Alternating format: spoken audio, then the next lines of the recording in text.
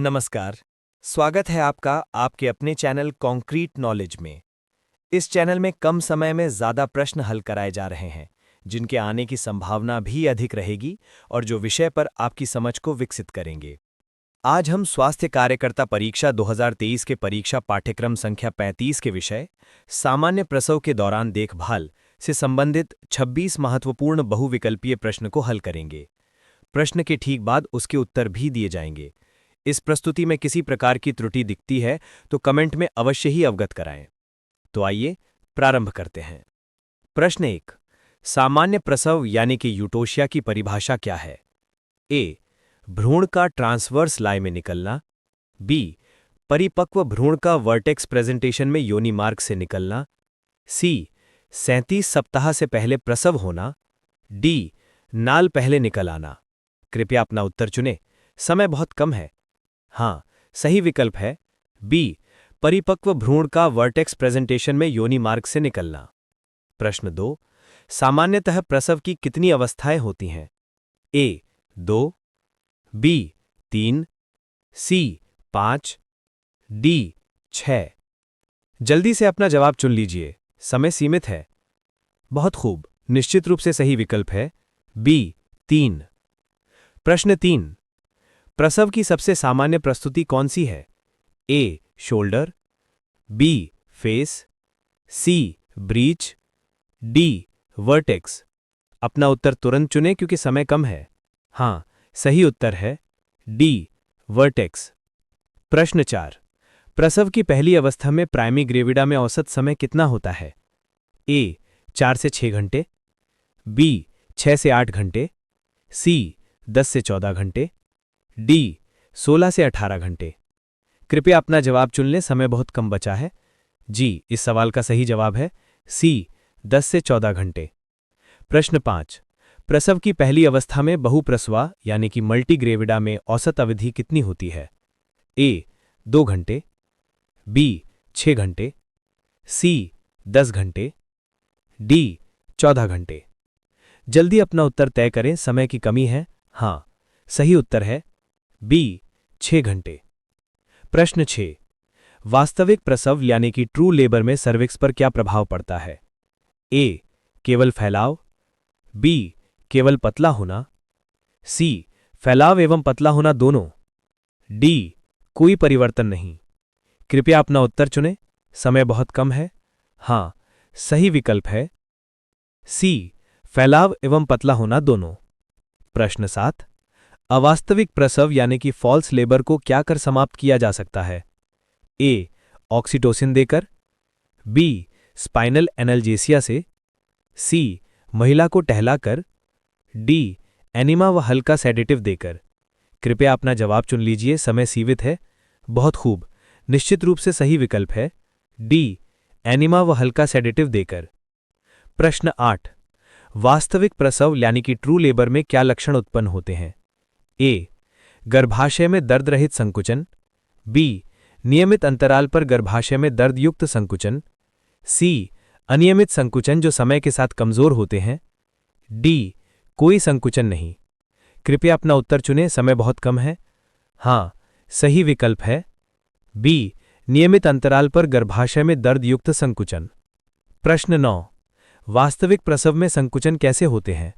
ए समय के साथ कमजोर और कम समय के लिए, बी समय के साथ तीव्र एवं अधिक समय के लिए, सी कोई बदलाव नहीं, डी केवल रुक रुकतर। कृपया अपना उत्तर चुनें, समय बहुत कम है। हाँ, सही विकल्प है बी समय के साथ तीव्र एवं अधिक समय के लिए। प्रश्न 10। वास्तविक प्रसव में क्या होता है?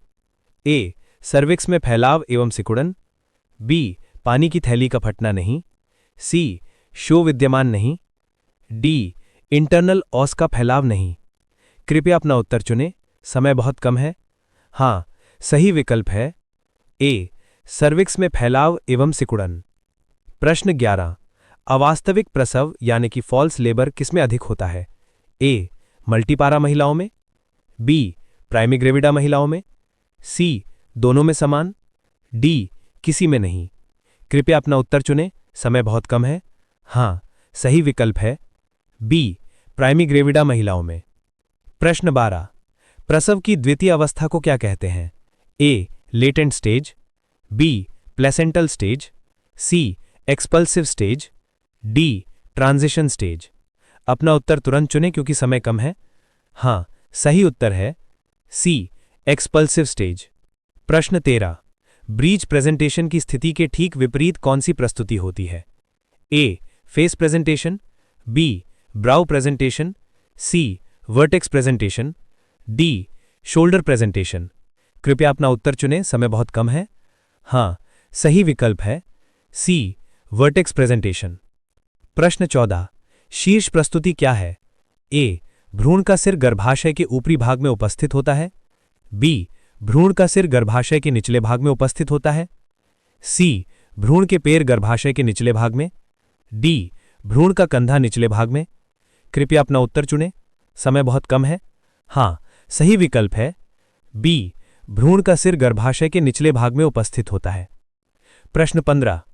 प्रसव की द्वितीय अवस्था कब प्रारंभ होती है? ए.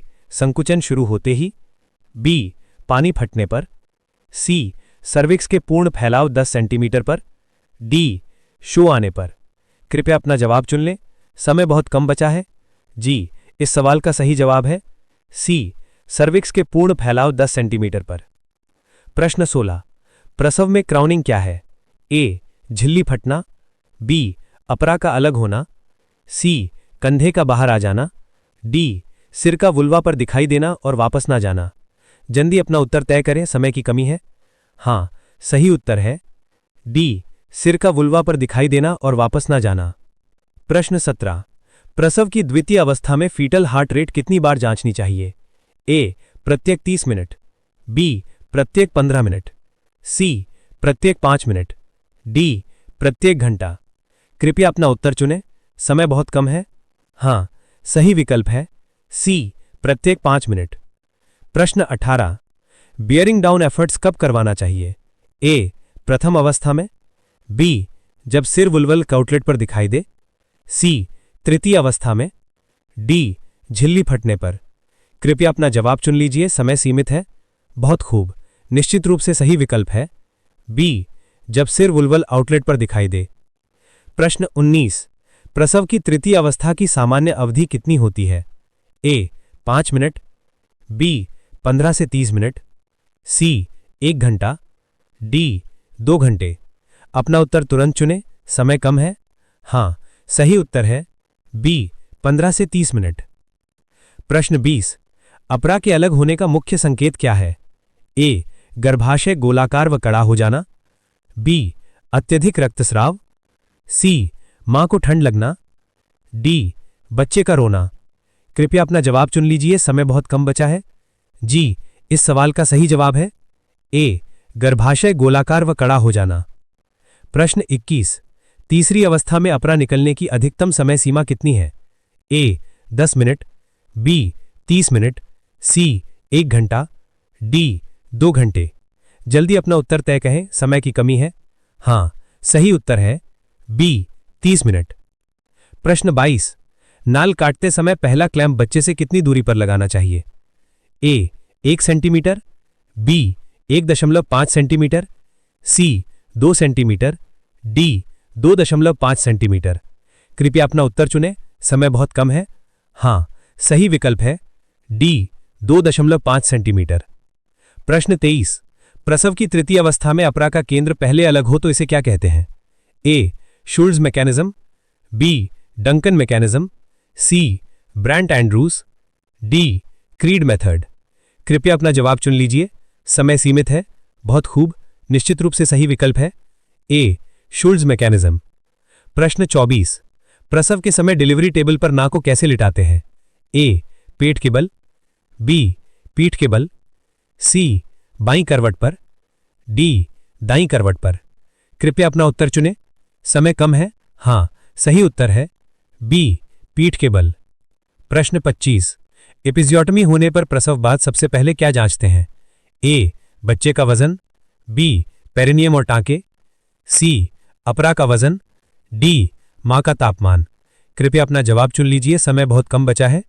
जी, इस सवाल का सही जवाब है बी. पेरिनियम और टांके। प्रश्न 26। बच्चे की नाक मुंह से श्लेष्म निकालने की सही विधि क्या है? ए, उल्टा लटकाना। बी, वैक्यूम मशीन से चूसना। सी, जोर से थपथपाना। डी, छोटी उंगली पर गॉज लपेटकर साफ करना। कृपया अपना उत्तर चुनें, समय बहुत कम है। हाँ, सही विकल्प है डी, छोटी उंगली पर गॉज लपेटकर साफ करना। दोस्तों, आशा करता हूं आपने ज्यादातर सवालों के सही उत्तर दिए होंगे।